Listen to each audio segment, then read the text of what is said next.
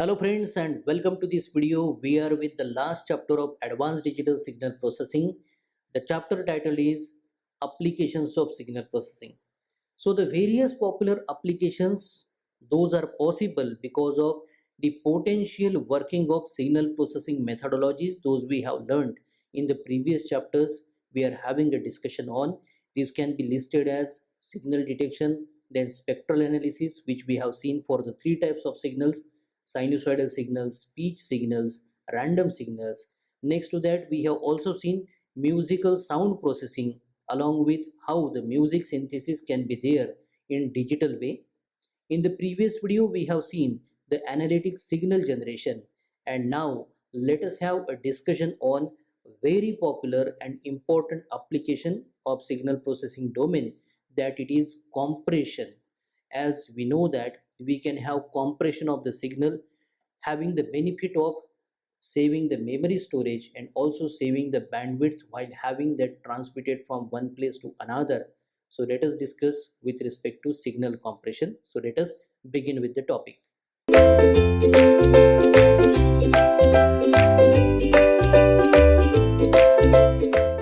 So here we start with our topic, the topic titled signal compression. So as our subject is advanced digital signal processing, so one must know that what exactly the signal mean. So the simple short answer can be signals carry information. So whatever the kind of information is there in a variety of forms it may be, you can call it to be a signal, and that you should be able to have represented with the mathematical tools we have learned so far. And then whatever the methodologies of digital signal processing we have learned, we can make them applied to that information what we have called as signal, and then we can achieve our application with good efficiency. So what is the objective of applying digital signal processing techniques? That to preserve the information contained into the signal, and also to extract and manipulate it whenever it is necessary. So let us say if we take the example of two-dimensional signal that we call to be image here. So we have different kinds of images. We can have binary image when the representation of signal information is in terms of 0 and 1 only. We can have grayscale image. We can have color image.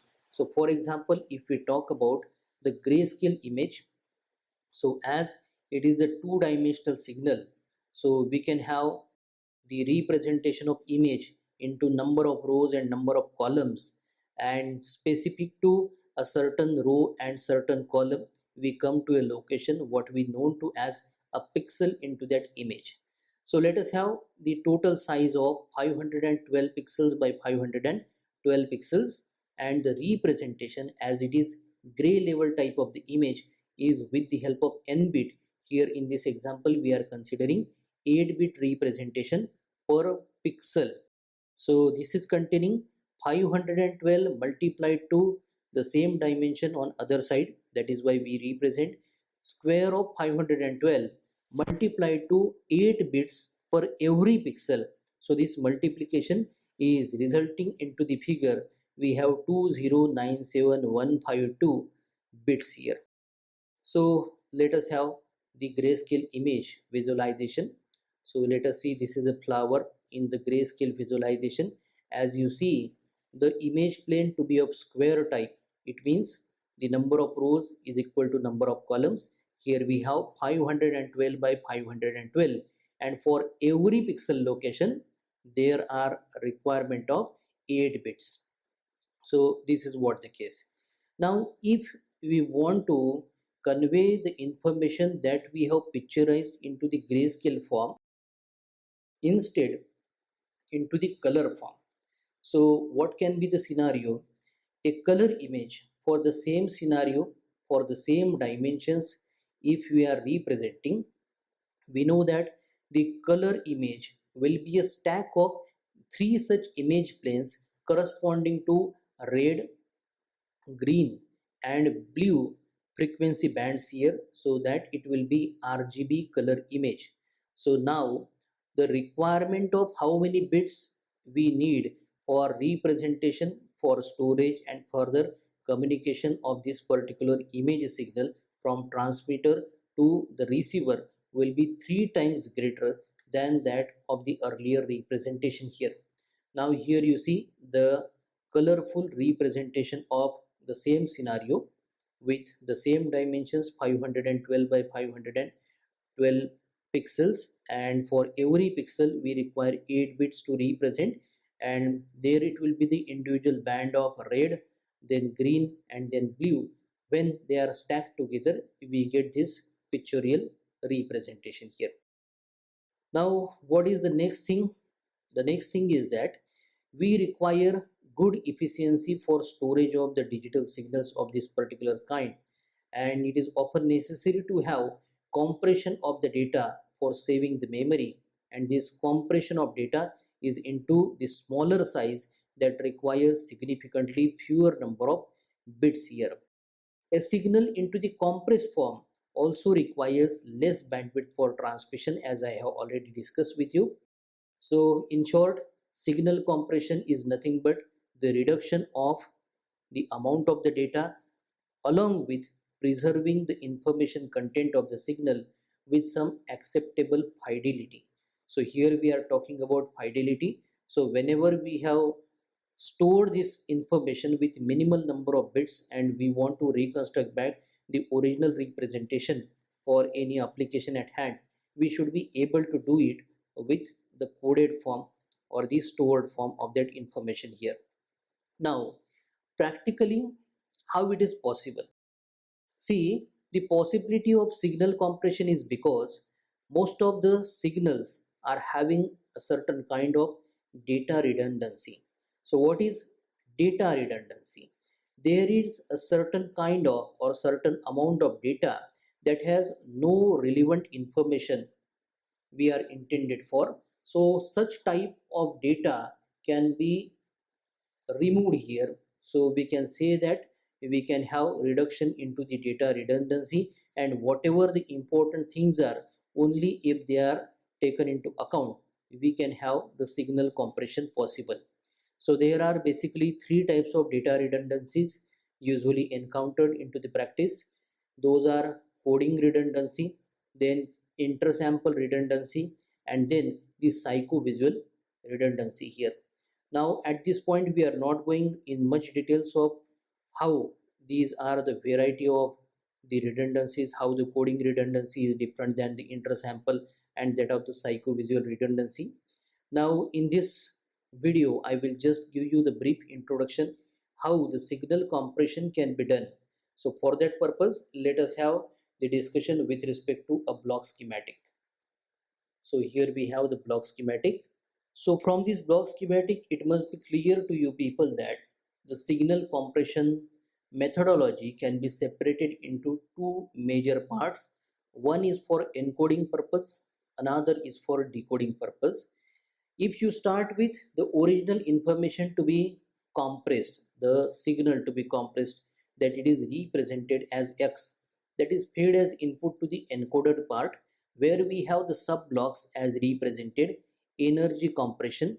So that will get X into the modified form as represented by Y is fed as input to further the quantizer that will give you the signal representation at intermediate stage by small q here, and then the entropy coding is performed to result into the representation of D, which is the binary bit stream, and that it is the coded form here. So I can say that the signal X is compressed and D is the compressed form representation of the original information here.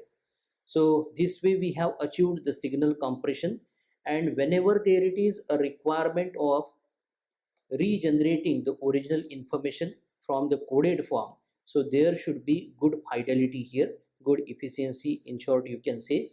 So there it is a reverse procedure to the encoding that we have decoding in the below part here. So first of all the bit stream in binary form, that is coded one, is fed as input to entropy decoding, that is resulting into the signal as denoted by q cap here. Then there it is inverse quantization, which results into y cap, and finally the reconstruction of the information. So practically most of the time it does not 100% match with the original information, but it is most of the time similar to most percentage. That is why here we represent it with the help of x cap here. So in concern to the block schematic representation for the signal compression and decompression methodology I see here, let us discuss few of the important formulae. Those are required. First of all, let us discuss with respect to the coding redundancy here, the first type. So let us assume that each sample of the discrete time signal in general, if it is represented as x of n, will be a random variable r suffix I taking one of capital Q distinct values with the probability denoted by p suffix I. So this I is greater than or equal to 0 but less than or equal to capital Q minus 1 here. Now here the representation of p suffix I will be less than or equal to 1, as this is the probability. It will always be less than that of the 100%, I can say, and the summation for I is equal to 0 to capital Q minus 1 of this probability, as discussed, will be equal to 100%, that it is 1 here. So each possible value r suffix I is usually called as a symbol in general, and the probability p suffix I of each symbol r suffix I can be estimated from the histogram of the signal. Histogram is plot of the information for how many number of times a certain value comes to the signal information versus the different gray levels if it is a concern of image or the signal representation with the help of particular bits here for coding purpose here.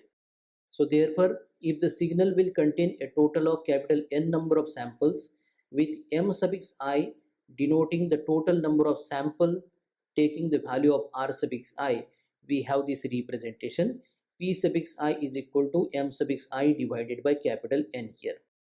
So let us have the representation B suffix I to be the length of the ith code word, that is the total number of bits necessary to represent the value of the random variable r suffix I. So that time a measure of coding redundancy can be given by the average number of bits needed to represent each sample of the signal x of n. So here we denote capital B suffix AV for the average, that is equal to the summation I is equal to 0 to capital Q minus 1 for the product of B suffix I with P suffix I in terms of bits here. So as a result, the total number of bits required to represent a signal can be capital N multiplied to this representation capital B suffix AV here. Now, along with this important two formulae, let us discuss with respect to the entropy, as it is very essential parameter associated to the signal compression here.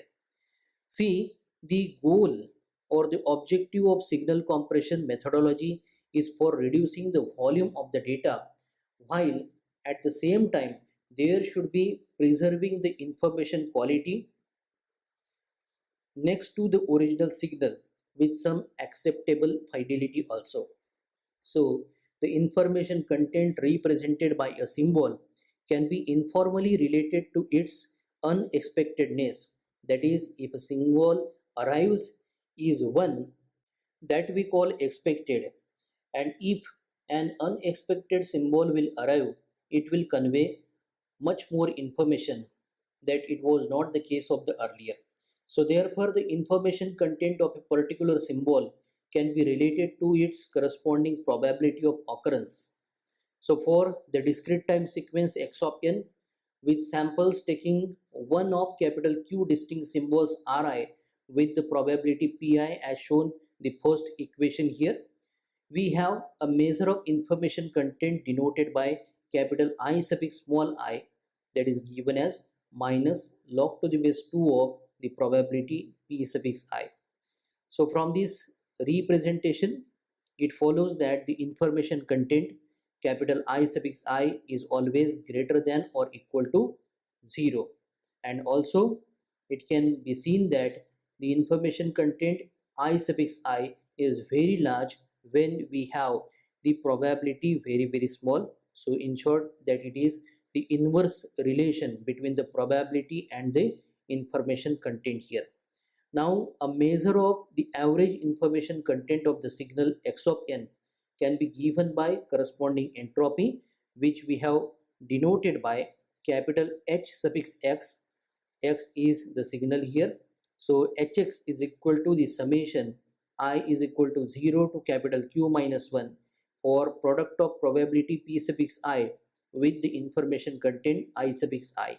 So this is expressed as minus the summation for index variable I is equal to 0 to capital Q minus 1 for P suffix I multiplied to log to the base 2 of P suffix I in terms of bits per symbol. So this is the coding redundancy, as we discussed, the difference between the actual data rate and the entropy of the data stream here. So this was our topic, the signal compression. So this was our eighth video from the eighth chapter, that it was applications of signal processing. By the next lecture we shall have continuation into the same to discuss one more application, that is of transmultiplexers. Thank you.